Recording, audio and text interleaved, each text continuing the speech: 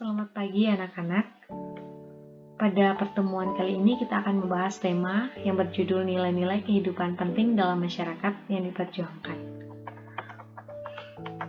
Sebelum kita memulai pertemuan kita pada hari ini, saya meminta dari salah satu kalian untuk memimpin doa. Tujuan pembelajaran kita pada hari ini yakni mengetahui nilai-nilai kehidupan penting dalam masyarakat yang diperjuangkan.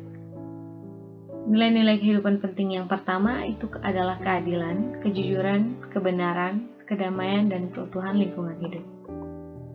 Pokok tema yang akan kita bahas yang pertama itu memperjuangkan keadilan. Pengertian keadilan ialah hal-hal yang berkenaan pada suatu sikap dan juga tindakan di dalam hubungan antar manusia yang berisi tentang sebuah tuntutan agar sesamanya dapat memperlakukan sesuai hak dan juga sesuai kewajibannya. Keadilan menurut kitab suci. Di sini, Ibu mengambil contoh kitab Nabi Amos.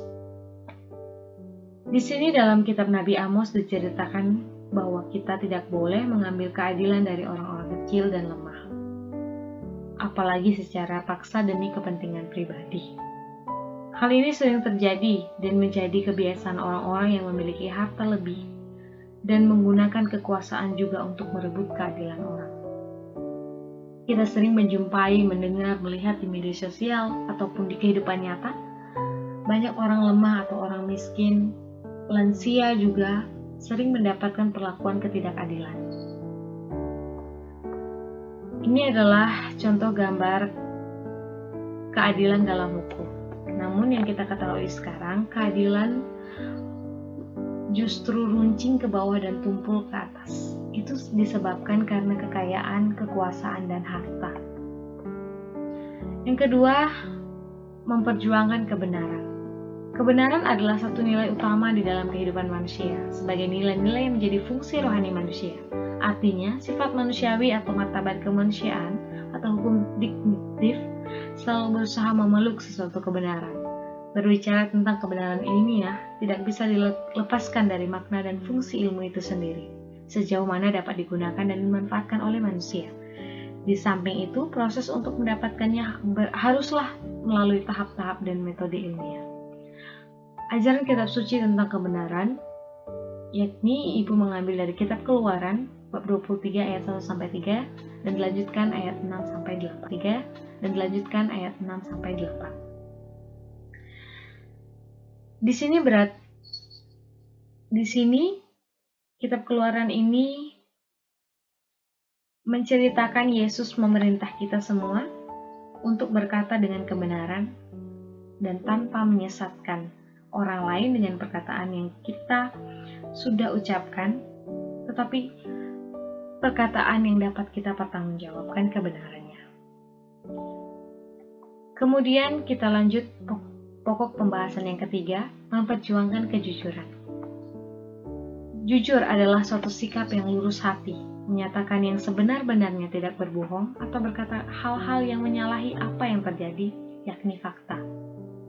Jujur juga dapat diartikan tidak curang, melakukan sesuatu sesuai dengan aturan yang berlaku, dan lain sebagainya. Jujur juga bisa bermakna kesesuaian antara niat dengan ucapan dan perbuatan seseorang. Sifat jujur sangat penting dan harus dimiliki oleh setiap individu. Ajaran kitab suci tentang kejujuran itu terdapat dalam Injil Matius bab 23 ayat 13-16. Dalam Injil Matius ini, Yesus menegur orang-orang yang munafik. Di sini berarti bahwa jika kita menjadi murid-murid Yesus, harus melepaskan diri dari kepura-puraan atau kemunafikan. Kita harus melakukan perbuatan baik dan suci yang mengalir dari hati yang tulus dan jujur. Semua tindakan yang kita laksanakan haruslah didasari dengan kejujuran. Pokok pembahasan yang keempat, kita membahas memperjuangkan perdamaian dan persaudaraan sejati.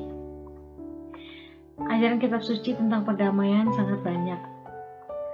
Dan ajaran gereja tentang perdamaian adalah sebuah nilai dalam dan suatu kewajiban universal yang dilandaskan pada suatu tata susunan masyarakat yang rasional dan bermoral yang memiliki akar-akarnya di dalam Allah sendiri, sumber pertama dari keberadaan, kebenaran hakiki, serta kebaikan tertinggi.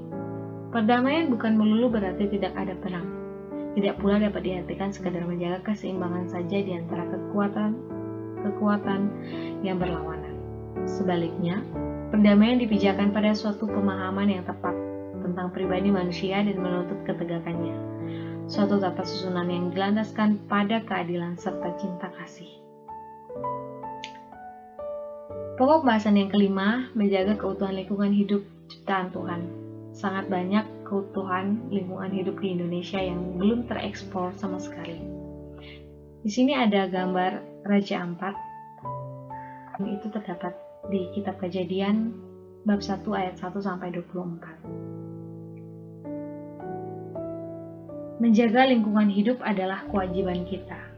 Selain untuk memanfaatkannya bagi kehidupan kita juga wajib menjaga lingkungan hidup kita dengan cara sederhana, misalnya tidak membuang sampah sembarangan atau menebang pohon. Itu adalah salah satu cara untuk membantu melestarikan keutuhan lingkungan hidup ciptaan Tuhan. Kemudian kita membahas pokok terakhir, pelestarian lingkungan hidup. Dari ribuan contoh gambar kerusakan lingkungan kita, kerusakan alam di sekitar kita, ini adalah salah satu gambar kerusakan alam di Bangka. Ini adalah kerusakan yang diakibatkan karena pertambangan.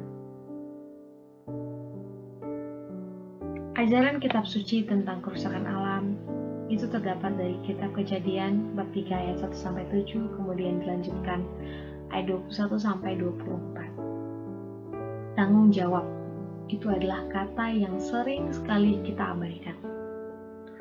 Warisan bersama umat manusia tidak saja mencakup kebutuhan-kebutuhan saat sekarang, tetapi juga kebutuhan-kebutuhan di masa yang akan datang. Kita menjadi ahli waris angkatan-angkatan yang sebelum kita, dan kita menuai buah keuntungan dan usaha-usaha orang sezaman kita. Mempunyai kewajiban terhadap semua orang, oleh karena itu, kita tidak dapat mengabaikan kesejahteraan mereka yang akan menyusul kita untuk menumbuhkan bangsa Indonesia. Inilah tanggung jawab yang dipunyai generasi-generasi sekarang terhadap generasi-generasi yang akan datang. Sebuah tanggung jawab yang juga berkaitan dengan masing-masing negara serta masyarakat internasional. Jadi tanggung jawab kita untuk melestarikan lingkungan adalah tanggung jawab bersama. Setelah kita mendalami materi kita pada hari ini, ada beberapa pertanyaan pendalaman materi yang dapat dikerjakan di rumah sebagai tugas. Yang pertama, bagaimana negara kita menjamin keadilan bagi warganya? Apa saja bentuk-bentuk kebohongan di masyarakat yang kamu ketahui? Apa bentuk-bentuk ketidakjujuran dalam masyarakat dan negara kita? Apa yang diajarkan gereja tentang perdamaian sejati? Apa manfaat tanaman bagi manusia? Dan bagaimana usaha kita supaya alam lingkungan kita tetap lestari? Setelah kita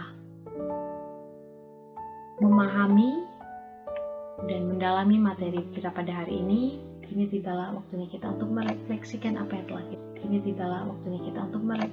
apa yang telah kita pahami, apa yang telah kita terima pada hari ini. Anak-anak yang terkasih, marilah kita hening sejenak dan merenungkan perbuatan-perbuatan kita yang merugikan orang lain demi kepentingan pribadi, tindakan yang tidak jujur terhadap orang tua, sesama, bahkan merusak lingkungan hidup kita. Sekarang kita hening dan menyiapkan hati untuk mempersiapkan diri kita untuk berdoa dan menutup pertemuan kita pada hari ini. Sekian pertemuan kita pada hari ini. Kita akan berjumpa lagi minggu depan. Jangan lupa untuk mengerjakan tugasnya di rumah. Salam sehat. Sekian dan terima kasih.